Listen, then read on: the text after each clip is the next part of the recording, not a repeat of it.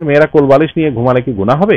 মহিলাদের প্রসাবের পর পানি খরচ করার পরও কি কোনো কাপড় বা টিস্যু ব্যবহার করতে হবে? গোসল করলে নাকি অজু হয়ে যায়, এটা কতটুকু সত্যি? চুল বা দাড়ি কম বয়সে পেকে গেলে কালো রং করা যাবে কিনা? হিন্দুদের পুজোর নাড়ু খাওয়া যাবে কিনা? আমাকে একটু বলবেন। আমি যদি রাগবশত বারবার আমার স্বামীকে ডিভোর্স দিয়ে দেওয়ার কথা বলি, সেটা কি বড় ধরনের কোনো গুনাহ হবে? সন্তান না হওয়ার কারণে কি ডাক্তারের কাছে যাওয়া যাবে কিনা? মৃত বাবা মার জন্য কিভাবে দোয়া করব? আমার মেয়ের বয়স 3 বছর, এখন কি আকিকা দেয়া যাবে? মহিলাদের চুল কত ছোট করা যাবে? মুসলমান ব্যবসায়ীরা সকাল ও সন্ধ্যায় দোকানের সামনে পানি ছিটায় ও আগরবাতি জ্বালায়, এটা কতটুকু সঠিক? এমদাদুল আপনি লিখেছেন, সন্তান না হওয়ার কারণে কি ডাক্তারের কাছে যাওয়া যাবে কিনা? সন্তান না হওয়ার কারণে ডাক্তারের কাছে অবশ্যই যেতে পারেন। আপনার শারীরিক কোনো ত্রুটি থাকতে পারে, সমস্যা থাকতে পারে, বন্ধাত্ব দূর করবার জন্য ডাক্তারের কাছে গেলে এটা কোনো কোরআন হাদিস বিরোধী কোনো কাজ হবে না। নাইম সাইম আইডি থেকে আপনি লিখেছেন, হিন্দুদের পুজোর নাড়ু খাওয়া যাবে কিনা? একটু আগে আমরা উত্তর দিয়েছি, একটু মেহরবানি করে শুনে নেবেন। যদি পুজো উপলক্ষে হালাল কোনো খাবার দেয় তারা, তাহলে আপনি খেতে পারেন। আর যদি প্রতিমার সামনে থেকে যে প্রসাদ এনে দেওয়া হয় সেটি আপনি খেতে পারেন না, কারণ সেটাকে কল্যাণের আধার, কল্যাণের মাধ্যম মনে করা হয়, সেই জায়গা থেকে এটি যায় হবে না। নীল আকাশের চাঁদ এই আইডি থেকে আপনি লিখেছেন, মাশাআল্লাহ সুন্দর সুন্দর নাম রাখেন আপনারা আপনাদের আইডি গুলো। নীল আকাশের চাঁদ, সুবহানাল্লাহ।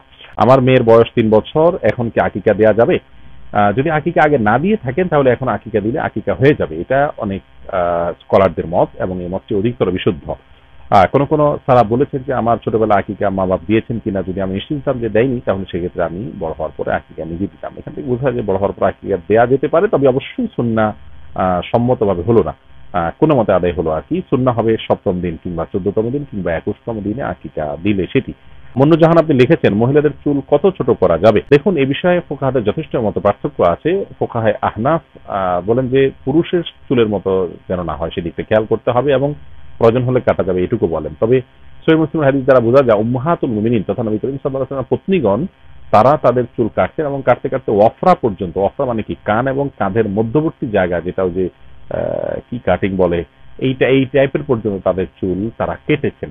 কিন্তু এই কাটাটা যদি কোনো ফাসিক, কোনো ফাজের, কোনো বাজে নারী যারা আল্লাহর ভয় যাদের মধ্যে নেই, তাদের সাদৃশ্য গ্রহণ করবার জন্য, তাদের স্টাইল ধারণ করবার জন্য করেন। আবার সেই সাথে আপনি যদি এই পদ্ধতিতে চুল কেটে আপনি পুরুষের মতো হয়ে যান, অর্থাৎ পুরুষের সাথে আপনাকে আর চেনা যায় না যে পুরুষ না নারী, চুল দেখে অন্তত, তো এই পর্যায়ে সাদৃশ্য গ্রহণ করলে সেটি জায়েজ হবে না। কারণ নবী করিম সাল্লাল্লাহু আলাইহি ওয়াসাল্লাম বলেছেন, লাআনাল্লাহুল মুতাশাব্বিহাত মিনান নিসাই বির রিজাল, ওই নারীদের প্রতি আল্লাহ লানত বর্ষিত হয় যারা পুরুষদের সাথে তাদের বেশভূষায়, আচার আচরণে, পোশাকে আশাকে, কাজে কর্মে তারা সাদৃশ্য গ্রহণ করে, এটা জায়েজ হবে না। তৌফিকুর রহমান আপনি জানতে চেয়েছেন, মুসলমান ব্যবসায়ীরা সকাল ও সন্ধ্যায় দোকানের সামনে পানি ছিটায় ও আগরবাতি জ্বালায়, এটা কতটুকু সঠিক? আগরবাতি জ্বালানোর ক্ষেত্রে হিন্দুদের যে বিশ্বাসের জায়গা আছে সেটার অনুসরণ যদি করে তাহলে সেটি অবশ্যই নিন্দনীয়। আর যদি আপনি সুগন্ধির জন্য এটি করেন তাহলে সেক্ষেত্রে কোনো অসুবিধা নেই। আর পানি ছিটানোর ক্ষেত্রেও হিন্দুদের ধর্মীয় বিশ্বাসের জায়গা থেকে যদি করেন সমস্যা, আর যদি ধুলাবালি না ওড়ার জন্য দেন তাহলে সেক্ষেত্রে কোনো অসুবিধা নেই।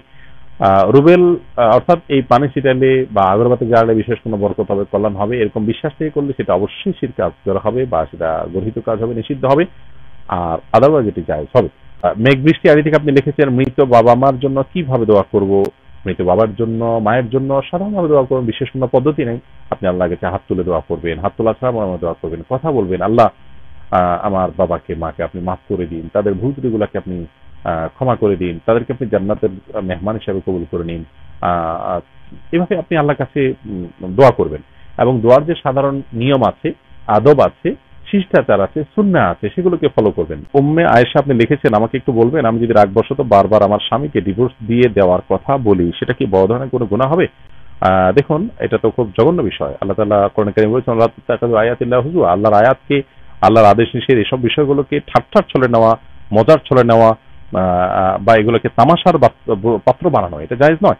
বিধায় আমি আপনাকে বিনীতভাবে অনুরোধ করব যে এই অভ্যাস থেকে আপনি বেরিয়ে আসুন। আর তাছাড়া কিছু বিষয় আছে যেগুলো মানুষ সিরিয়াসলি না করলেও সেটা কিন্তু সিরিয়াসলি হয়ে যায়। বিধায় সে বিষয়গুলো আমরা যথাসম্ভব এই তালাকের মধ্যে বিষয়গুলো আমরা বেঁচে থাকবো। আর তাছাড়া কথায় কথা তালাক যারা চায় স্বামীর কাছে, এদের উপর রাসূল আকরাম সাল্লাল্লাহু আলাইহি ওয়াসাল্লামের হাদিসে আছে ফেরেশতারা তাদের জন্য লানত করে। খুব ডেঞ্জারাস একটা বিষয়। অনেক পুরুষেরও এই বদরোগ আছে। আল্লাহ তাআলা আমাদের সবাইকে বেঁচে থাকার তৌফিক দান করুন, আমরা যেন এই অপকর্ম থেকে বেঁচে থাকি। মেহেদী বিপু আপনি লিখেছেন, চুল বা দাড়ি কম বয়সে পেকে গেলে কালো রং করা যাবে কিনা? না, কালো রং করতে পারবেন না, তবে মেহেদী দিয়ে কালার করতে পারবেন। নবী করিম সাল্লাল্লাহু আলাইহি ওয়াসাল্লাম বলেছেন, গায়রু হাদা শাইব হাদি শাইব ওয়াজান্নিবুস সিওয়াদ, তোমরা সাদা চুলকে পরিবর্তন করো, তবে কালো কালার থেকে বেঁচে থাকবে, কারণ সেটি জায়েজ নয়। আমি ইসলাম জানতে চেয়েছেন, গোসল করলে নাকি ওযু হয়ে যায়, এটা কতটুকু সত্যি? হ্যাঁ, এটা আংশিক কোনো সত্যি না, এটা পুরোপুরি সত্যি। এবং সুন্নাহসম্মত গোসল যদি কেউ করেন তাহলে সেই গোসলের সাথে ওযু অটোমেটিকলি হয়ে যায়। সুন্নাহসম্মত গোসল কি? সুন্নাহসম্মত গোসল হলো আপনি গোসলের সময় দুই হাতের কবজি ধুলেন, কুলি করলেন, নাকে পানি দিলেন, মুখ ধৌত করলেন, হাত ধুলেন, পাও ধৌত করলেন, মাথা মাসে করলেন, তাহলে সেক্ষেত্রে ওযুর সাথে গোসল অটোমেটিকলি হয়ে যাবে, কোনো অসুবিধা নেই।